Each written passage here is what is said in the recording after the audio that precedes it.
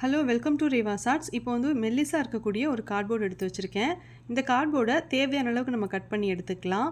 இதை இப்படி தான் கட் பண்ணணும்னு இல்லை, நீங்கள் உங்களுக்கு பிடிச்ச மாதிரியான ஷேப்பில் கட் பண்ணிக்கோங்க. அதுக்கப்புறம் இது ஃபுல்லாகவே நான் வந்து கவர் பண்ணி ஸ்டிக் பண்ணுறதுக்காக ஒயிட் கலரில் ஃபோம் ஷீட் யூஸ் பண்ணியிருக்கேன். இதுக்கு பதிலாக கலர் பேப்பரோ அல்லது கிளிட்டர் ஃபோம் ஷீட்டில் வேறு கலரோ கூட நீங்கள் யூஸ் பண்ணிக்கலாம்.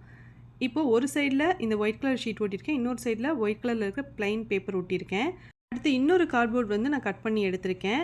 இப்போ இந்த கார்ட்போர்ட் வந்து ரொம்ப தின்னாக இருந்துச்சு, அதனால் ஒரு 2 பீஸ் வந்து ஒன்றா சேர்த்து வச்சு ஒட்டிக்கிறேன். ஒட்டிட்டு மேலே உள்ளதில் மட்டும் ஒரு ஸ்ட்ரிப் மாதிரி நான் கட் பண்ணி எடுத்துக்க போகிறேன். அடுத்து இந்த கார்ட்போர்டுக்கு ஃபஸ்ட்டு கார்ட்போர்டுக்கு ஒட்டின மாதிரியே ஒயிட் கலரில் ஃபோம் ஷீட் எடுத்து ஸ்டிக் பண்ண போகிறேன்.